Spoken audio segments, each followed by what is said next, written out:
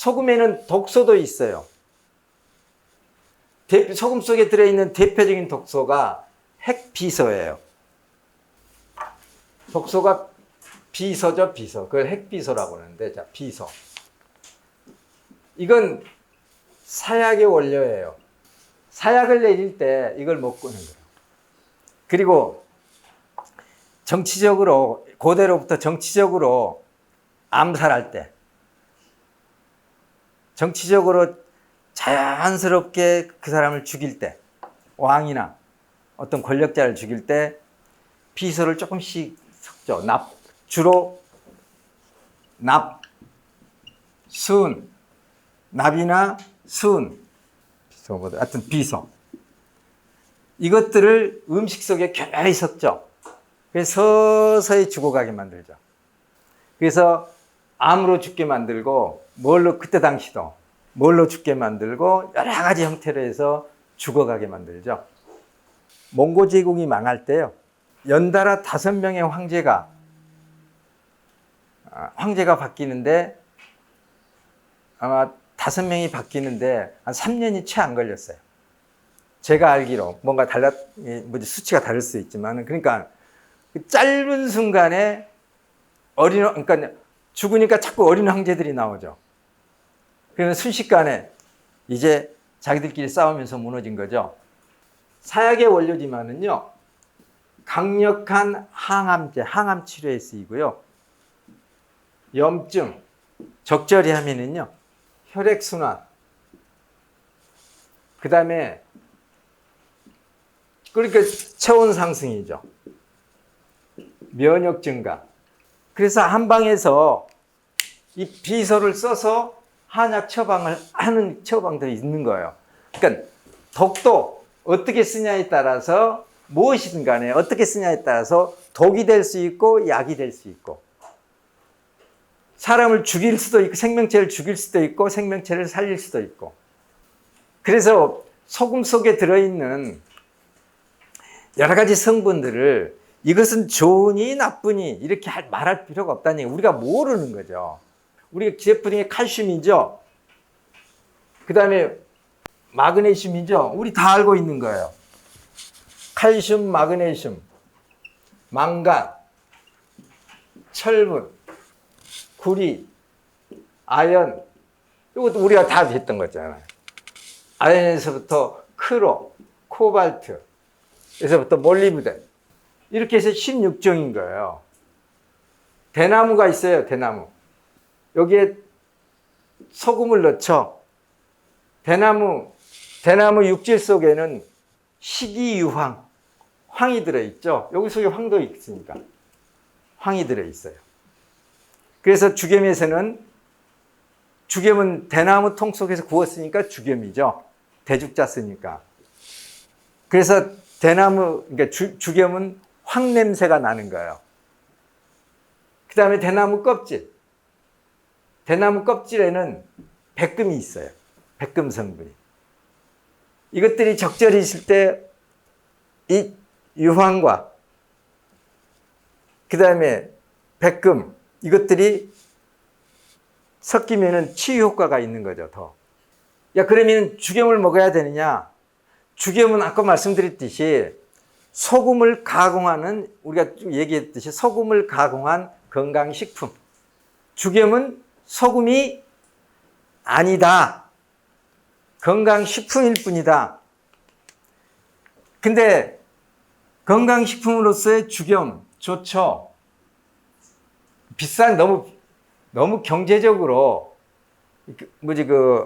뭐랄까요? 이 가성비가 너무 낮아요. 너무 비싸요. 그거에 대해 우리는 그렇게 생각되는 거죠. 죽염이 갖고 있는 대부분의 기본적인 기능은 소금이 갖고 있는 거고,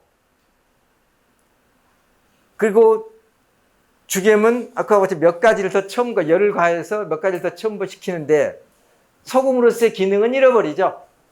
그럼 백금 같은 거는 어떻게 하라는 얘기냐? 그러면 이 식이유황은 어떻게 할 것이냐? 이거 마늘 속에 무지무지 많아요. 식이유황은 인삼 속에도 들어있고요. 녹용에도 있고. 그러니까 다 들어있는 거예요. 소나무 껍질, 소나무 잎에도 들어있고.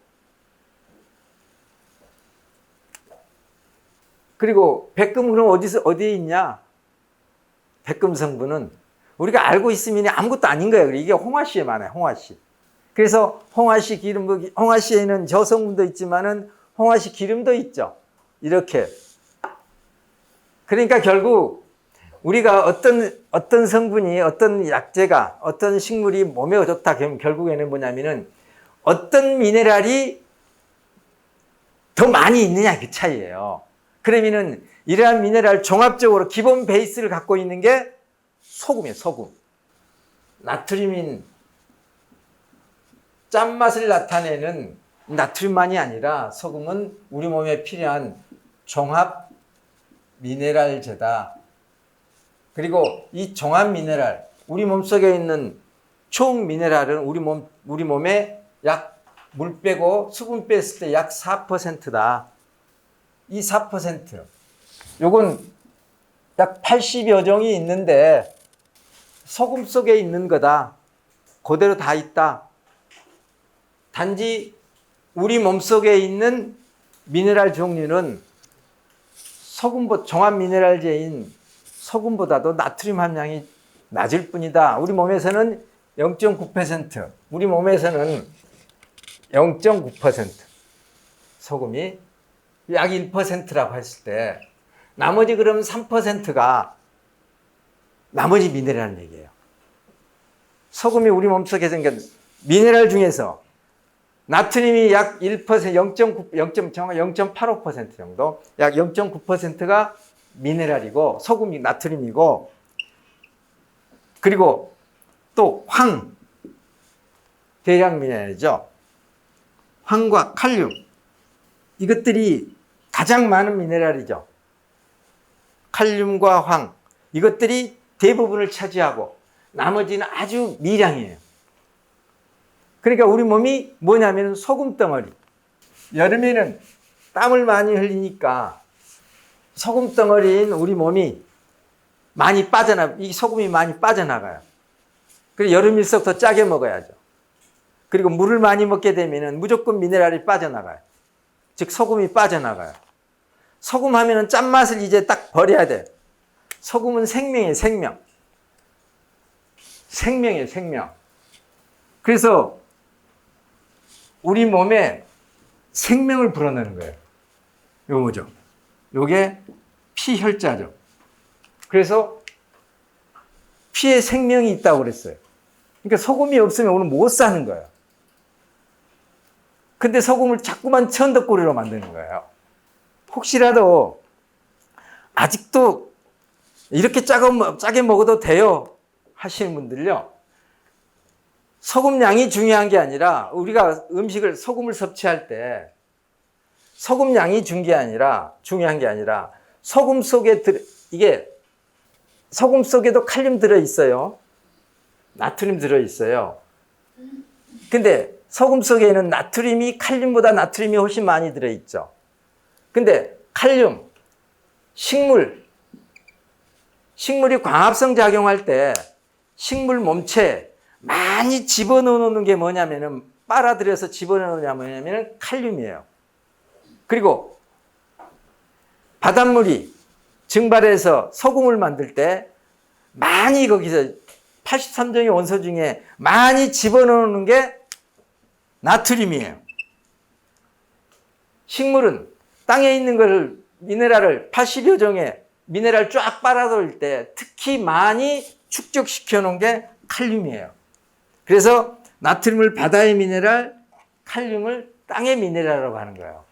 그래서 내가 이렇게 짜게 먹어도 돼요가 중요한 게 아니라, 그건 중요한 게 아니고 내가 채식을 얼마나 하느냐가 중요한 거예요.